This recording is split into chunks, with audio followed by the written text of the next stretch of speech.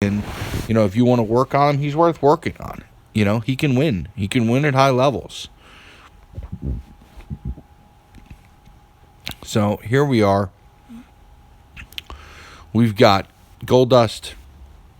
We've got a tag, which that'll be Vader. So basically, who do we have left?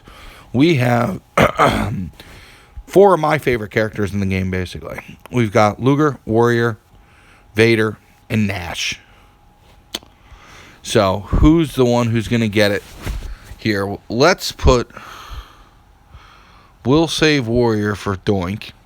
We'll save Luger so it's going to be Nash time. I actually think Nash is probably the second best powerhouse in the game behind Luger. And I'll show you guys why. So, Nash runs the black with the green and the red. I was playing around with him because he's one of the few with column breaks with Ron Simmons. I mean, at the end of the day, you can only break 3 unless, somehow you get a really lucky board. So it just doesn't overly make sense. The only guy who really Simmons really jumps up is Goldberg. So if anybody's a huge Goldberg fan, that would be the move to go with. It would be putting Ron Simmons on him along with Steele. So here we go. What we're going to do is we're going to go with the Baylor on him. You're going to break 10. So you're going to break 10 is the goal. And we're going to put Bray again. As I said, Bray is just used throughout most powerhouses here.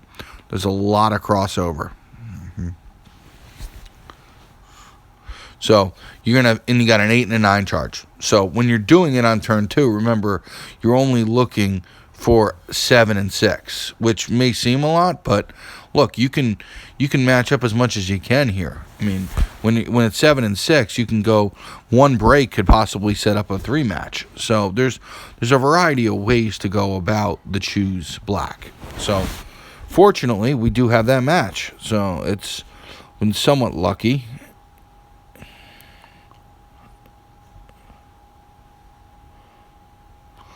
All right, so here we go. We can break 10. Breaking 10 is not minor. That being said, we're looking here. There's a variety of ways we can do it. We can kind of set up matches if we want to. We can literally just pick off if we want to. So 1, 2, 3, 4, 5, 6, 7. So as of now, we have 6 and 7, like I said. Now, that column break is a monster and usually is a really strong winning condition. So 1, 2, 3, 4, 5, 6. Right. Now, we also got to remember the fact that most likely we're going to be dealing with a pin of some sort. So, that's the other thing here, where it's unfortunate, where we kind of are going through this. It doesn't look like there's any matches, but we got to assume that there's going to be a pin of some sort here, especially where that pin bar is. That pin bar is absolutely going to force a pin. So, it kind of is what it is in one of these circumstances, and that's kind of what I'm going to do. I'm going to leave that red out there just in case they're stupid enough not to break it.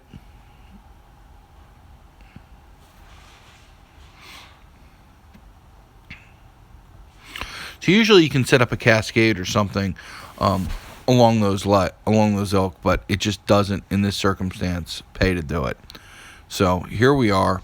You can see we still didn't have enough red.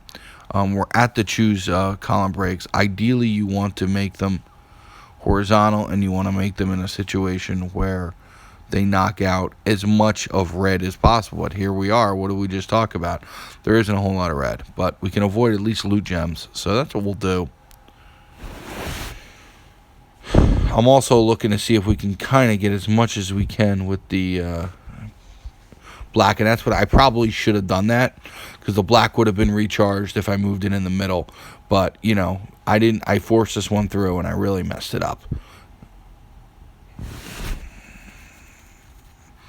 And that would have been the better move, because then I would have been able to choose destroy the blast gems. But, that's just human error, I guess we'll call it. And if I lose as a result of it, so bad. I deserve what I get. So, here's Goldust just showing off what he can do.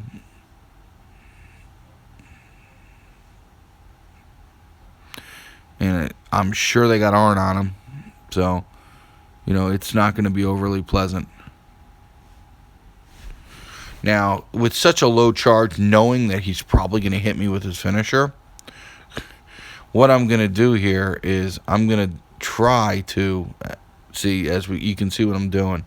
I'm going to try to knock out as much as I can when it comes to actually using, getting rid of these botch gems, because of the simple fact that I want to, wipe them out, because I don't want to be in a situation where when that finisher comes up in 2 turns, I'm hurting.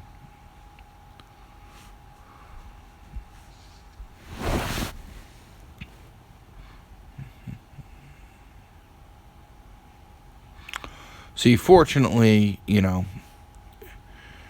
we're here. It makes sense in theory. I can go for the win if I want to knock that out, which it may or may not do it because we got botches involved. I'd much rather just take my black and, hope for the best. And then here we win. And again, this was a mistake by me. If I took out and recycled that the black like I should have, it would have been over a whole long time ago. And I'm just picking up gems here because it's over. So I'm just picking out loot boxes. But yeah, that was just a straight up human error. I should have, instead of just looking for clean, I should have looked to pick up the 4 blacks, and then I would have been already blowing up everything together. And that's part of the value why I like Nash so much. He gives you a lot of different outs, and part of it isn't if everything goes right, it's if everything goes wrong, kind of like we saw right there. But we still won, and we're there. So, as we customarily do, we'll do the tag match last. And it's between Luger and Warrior here. So, it's interesting because with both Warrior and Perfect, they chase purple. Luger, obviously, chases yellow. No red involved with either. So, who do we go with? Both are 80/80s. I think what we'll do is we're gonna go with Warrior here, and we're gonna put Luger on the max doink. Both. Now with Warrior, we have the purple, and the main reason here is I want to chase the purple if I have to, if I can't get my red match. And that way it kind of works to my advantage. I don't recall, since this is only the second week specifically, whether or not they went with the steel setup on Doink or the wood setup on Doink. But, at this point, I'm not going to find out until we throw a Lex over there. So, Warrior, pretty simple setup. This is really going to be a battle of where the heck these cross break gems fall down.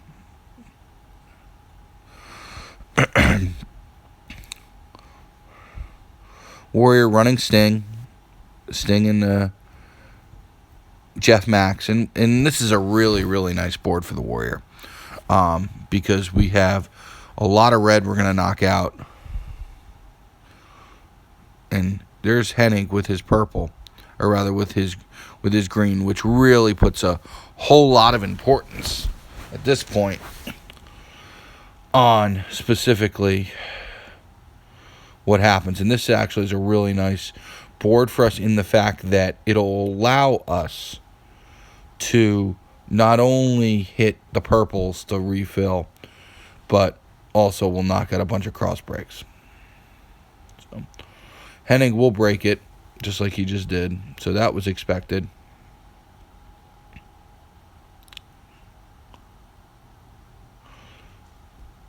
Unfortunately, as we can see here, he's still 2 away. So we can kind of play a little Russian roulette here, and that's really what I want to do here, is we're going to get some red out on the board. And we can play it a couple ways. We can go right for the finisher and hope we clip some red. We can see if we can get 2 matches, which at this point, as much as that looks like the board is really littered for us, it actually doesn't flow at all. So I think our better move is with him at 31k damage. Let's go for the finisher. Let's see what we can do. Let's roll the dice and get some reds. And that's what we just did. And this should pretty much do it. I'd be shocked if he kicks out of it. So he almost did. But, needless to say, we got out unscathed in the Warrior with a turn 3 victory. And a whole lot of fun. As you saw, the whole board was kind of blown up.